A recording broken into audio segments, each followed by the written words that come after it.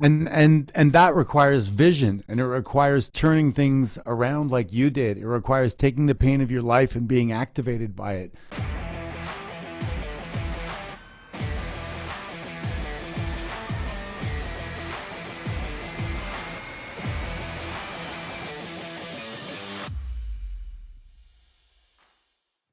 There's a thing called a triple E, an extreme emotional event, and firing, divorce, death represent those things.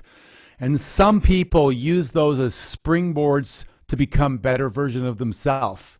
They consciously engineer themselves and go, you know what? I'm never going to let that happen again. And that's exactly what you did. You took the pain of it, but you utilize it as an asset, not a liability.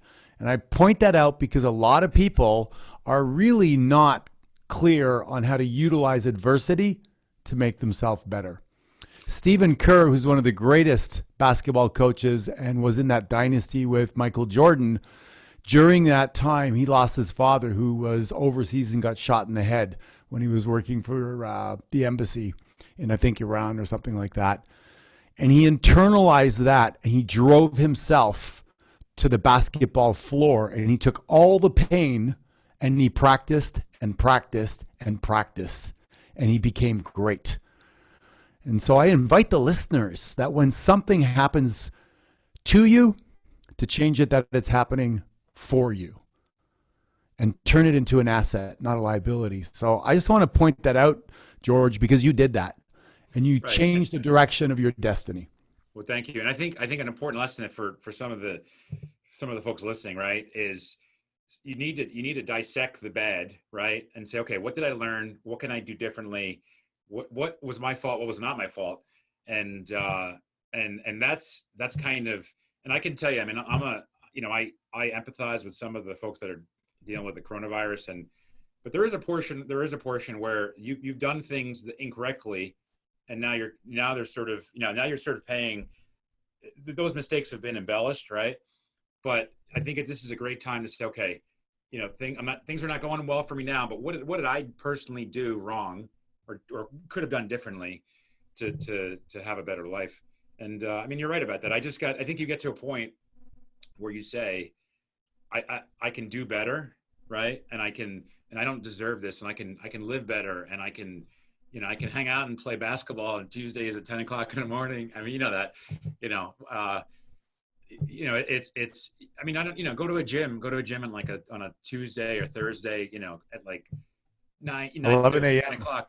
I mean, the only Yeah. guys there, like guys like you and I I mean, Right.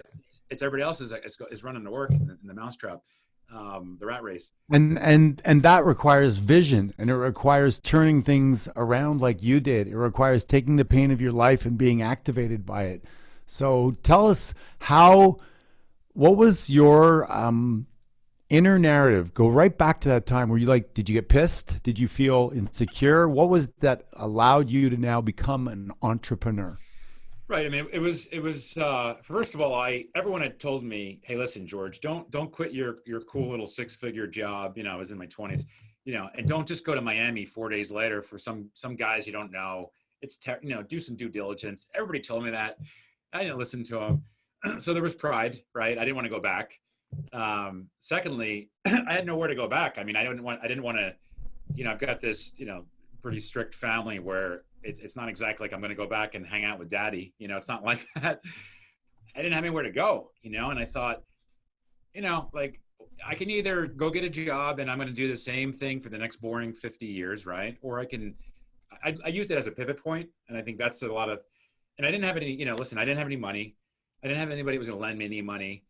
I didn't have, I mean, I think I think I was, at that time I was thinking about, okay, I've got 6 days of living. I've got 5 days of living. I've got 3 days of living. I've got 2 days. I've got 7 days. And it was out of necessity, I would say, necessity to be able to me, it was like, if I can just have 1 month of living, 2 months of living, 3 months of living, that was my long-term goal. And as an entrepreneur, it sounds sexy, but it was a tough 3, 4 years, right? Like it was a difficult 3 or 4 years.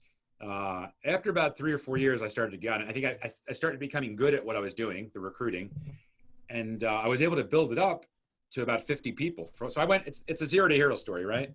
To 50 Yeah. people, the next mistake I made, besides not having a business plan, Rock, was all of my clients were banks, financial institutions, insurance companies, right? They were all, so in one day, in a 48-hour 2000 and period, out. yeah, Yeah. I got a call from Merrill Lynch, Morgan Stanley, UBS, Wachovia, who's now Wells Fargo, saying, "Hey George, we appreciate it, but hey buddy, it was good. Thanks again. We're gonna put a timeout on things." And I went So back. today, What? people that are in that line of business are in the same boat, aren't they?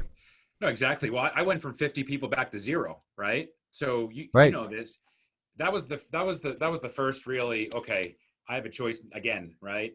I have a choice to go get a job or I can start this again. And if I do it again, how would I do it? So I dissected my problems again, dissected what I did wrong, and I built a better mousetrap. That mousetrap has helped me now, right? In this 2020. Um, so I decided to have and this is for an entrepreneur, like don't get sucked into having one type of industry, one type of client. Like you need to have different types of, don't have one revenue and, don't have one sort of, source of income, right? That was another issue I had. I had, you know, I had I borrowed so much to be able to finance the business, which and it didn't really support it. But I think you have to be really careful. Don't get married too quickly. And I was getting married like all over the place. One right. So so it was bad. I mean, it was bad. But I was able to build it up again. I've got 30 people now. Everybody works remotely, virtually, right? So I had two offices. I don't have any offices anymore. And I know you're a big saver. I did this thing, Rock, which said I'm going to start tithing 10% of everything we make, every deal. I don't care if it's a dollar, if it's $150,000. I'm going to put it into an emergency cash fund for the business. So God forbid there's ever another, crash like this. I'm not stuck on the street like I am now. And let me tell you, I mean, I know I have, various businesses. The recruiting business it's an 8-figure business, right? So but we're in a position of power. We're actually hiring from other recruiting firms and other companies, and there's great salespeople out there. We're hiring them because they're not able to. They're having a tough time right now, and that's because I was already prepared for that from my unfortunate experience. That was my anyway. You've been through that, right? I'm talking to the choir. I'm preaching to the choir here. Well, you know what? I like what you're saying because to compare that, a lot of people went through 2008 and they didn't really prepare for another kind of thing that would happen because the cycle does happen, right? If you look at the Right. history, we keep on getting hit with something. This one was a surprise, but all of my buddies that are multimillionaires, entrepreneurs, we knew something was coming. It's like the cloud were coming in, rolling in, but we couldn't Right. hear any lightning. We couldn't hear it was high up. It didn't look like it was going to rain, but it started to get darker. Right. It was easy too. I mean, when things are really easy, it's a problem, right? When Right. money's easy, this is easy. When you get and there's a level of trust, right? Like, but there's when things are easy, then it's like something's off, right? And Right. So you're spot on. you you took the experience of 2008 and you prepared. You changed your behavior. You made new decisions, and I did the same thing. I was not prepared to go back in the stock market because I had all my assets out there in 2008. And a lot of people that did at the right time made a lot of money. Right.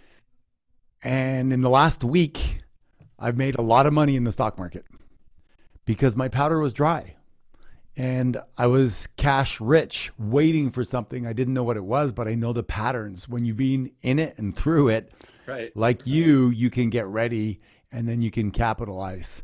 So, what do you think was a distinction? Again, was it the pain? You said, okay, I'm going to put 10% away and prepare, or was it, I just don't want to go through that again? Because what's the psychology, the difference between somebody like you and another person who's not going to be ready for the thing when it happens 8 years or 10 years from now?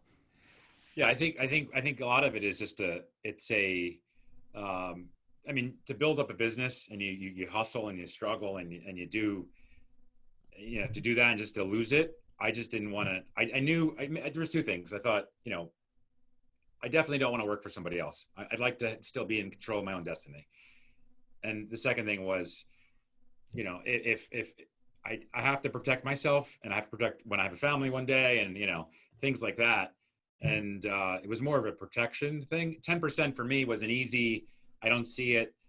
You know, it was easy for me not to worry about it, and it's no, it's been. I mean, I've been blessed, quite frankly. I've been very blessed with a lot of the things.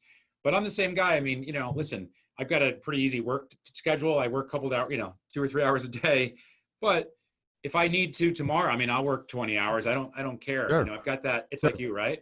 If I need to be somewhere tomorrow, I'll be there. And there's a sense of internal pride, right? Of I don't mind losing, but I'm not going to lose my whole life, right? Yes. Right.